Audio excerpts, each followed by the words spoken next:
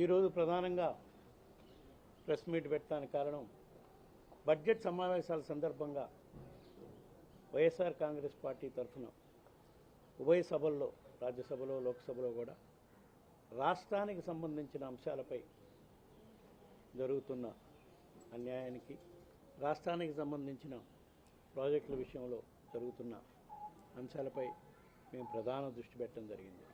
మరీ ముఖ్యంగా పోలవరం ప్రాజెక్టు ఎత్తు విషయంలో గత మా ప్రభుత్వం అధికారంలో ఉన్నప్పుడు 45.75 మీటర్స్కి ఎత్తుతో నిర్మాణం చేయాలని, దానికి సంబంధించిన ఎస్టిమేట్స్ కూడా సుమారుగా ప్రాజెక్ట్ కాస్ట్ 57,000 కోట్ల రూపాయలకి సంబంధించి కేంద్రానికి నివేదికలు పంపించడం కూడా జరిగింది. అట్లాంటిది ఈ ప్రభుత్వం తెలుగుదేశం పార్టీ ఎన్డీఏ ప్రభుత్వం అధికారంలోకి వచ్చినాక పోలవరం ప్రాజెక్ట్ హైట్ని 41 మీటర్స్కు తగ్గిస్తూ కేంద్ర ప్రభుత్వం జీవో ఇవ్వటం జరిగింది.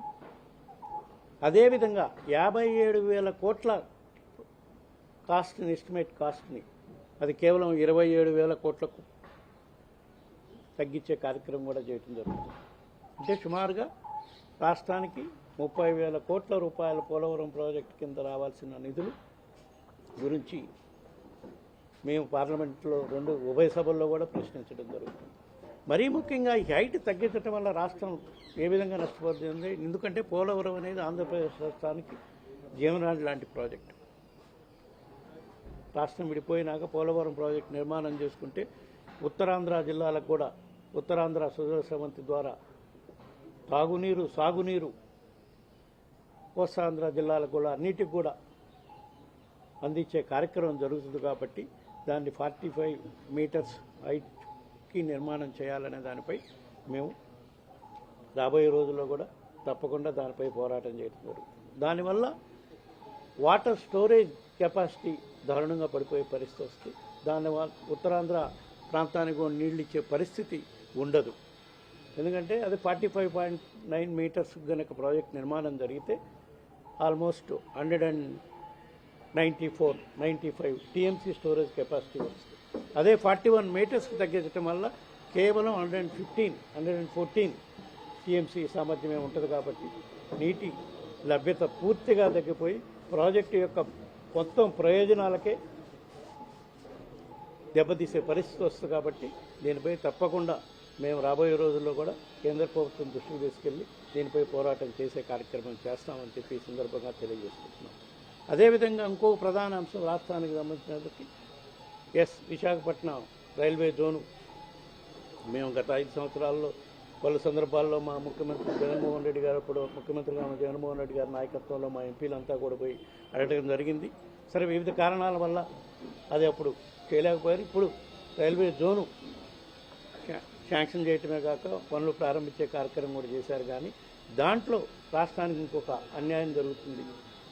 విశాఖపట్నంలో రాబోయే రైల్వే జోన్లో వాల్తేరు డివిజన్ని పూర్తిగా దాంట్లో ఉండేటట్టుగా కూడా చేయాలని, ఎందుకంటే ఇప్పుడు దాన్ని మళ్ళీ వాల్తేరు డివిజన్ స్ప్లిట్ చేసే కార్యక్రమం జరుగుతుంది. కాబట్టి స్ప్లిట్ చేసి జీవో ఇచ్చే కార్యక్రమం చేశారు. కాబట్టి దాన్ని కూడా అడ్డుకోవాల్సిన పరిస్థితి ఉంది.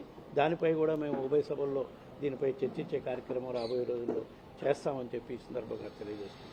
ఇంకో ప్రధాన అంశం రాష్ట్రానికి సంబంధించినంత వరకు స్టీల్ ప్లాంట్ పునరీకరణ చేయటం కోసం, పురోగతిని మళ్ళా సాధించడం కోసం స్టీల్ ప్లాంట్లో కేంద్ర ప్రభుత్వం 11,000 కోట్ల రూపాయలు నిధులు ఇవ్వటం వరకు బాగానే ఉంది, మంచి పరిణామమే. కానీ ఈరోజు కూడా స్టీల్ ప్లాంట్ ఎంప్లాయీస్కి గత 4-5 నెలల నుంచి పూర్తి స్థాయిలో జీతాలు మాత్రం ఇచ్చే పరిస్థితి లేదు. కేవలం 30%, 50%, 60% మాత్రమే జీతాలు ఇచ్చే కార్యక్రమం జరుగుతుంది. కాబట్టి దీన్ని కూడా తప్పకుండా అందులో పనిచేసే ఉద్యోగస్తులందరికీ కూడా పూర్తి స్థాయిలో జీతాలు కేంద్ర ప్రభుత్వం విడుదల చేసే విధంగా కేంద్ర ప్రభుత్వం ఒత్తిడి తీసుకొచ్చే కార్యక్రమం కూడా చేస్తాము. అదేవిధంగా స్టీల్ ప్లాంట్, ఎందుకంటే ఆంధ్రుల ఎన్నో త్యాగాలు పోరాటాల ఫలితంగా తెచ్చుకున్న విశాఖ స్టీల్ ప్లాంట్ అది మనుగడ సాగించాలంటే ఫైనాన్షియల్ రీహాబిలిటేషన్ ప్యాకేజే కాకుండా క్యాప్టివ్ మైన్స్ కూడా చాలా అవసరం. మైన్స్ను కూడా కేంద్ర ప్రభుత్వం దానికి చేకూర్చే విధంగా కూడా మేము కేంద్ర ప్రభుత్వంని రాజ్యసభలో లోక్సభ కూడా ఒత్తిడి తీసుకొచ్చే కార్యక్రమం చేసే జరుగుతుంది. అదేవిధంగా కేంద్ర ప్రభుత్వం, ఎందుకంటే అక్కడ ఉండే ఉద్యోగస్తుల్లో ఇప్పటికీ ఫైనాన్షియల్ ప్యాకేజ్ ఇచ్చినా కూడా అభద్రత అయితే ఉంది.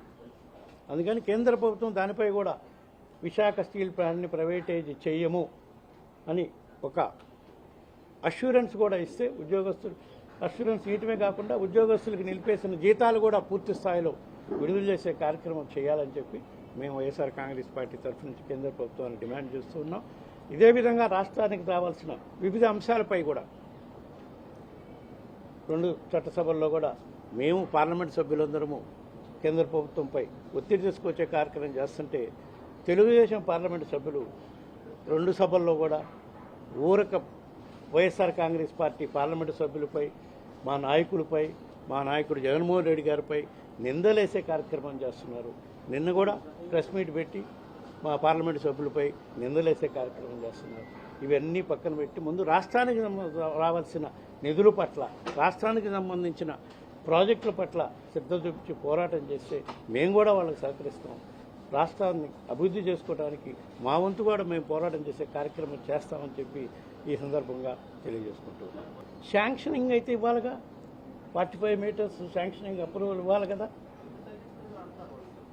కేంద్ర ప్రభుత్వం జీవో ఇచ్చింది కదా, దానిపై వీటన్నిటిపై మేము స్పష్టత ఇచ్చేదానికే ఈరోజు ఈ ప్రెస్ మీట్ ఏర్పాటు చేయడం జరిగిందని చెప్పి తెలియజేసుకుంటూ, ఎయిర్ ఇండియా కూడా డబ్బులు ఇచ్చారు, అమ్మేస్తారు. సో వీటన్నిటిపై స్వస్థత వచ్చే విధంగా మేము జగన్మోహన్ రెడ్డి గారి నాయకత్వంలో రాష్ట్ర సమస్యలపై పోరాటం చేసి 2 సభల్లో కూడా పోరాటం చేసే కార్యక్రమం చేస్తాం. కేంద్ర ప్రభుత్వ మంత్రులను కూడా కలిసి ఈ సమస్యలను పూర్తి స్థాయిలో పరిష్కారం చేయాలని చెప్పి ఈ సందర్భంగా కోరుతాం. మాట్లాడేది అయిపోయినాక మా మిగతా సభ్యులు కూడా మాట్లాడతారు.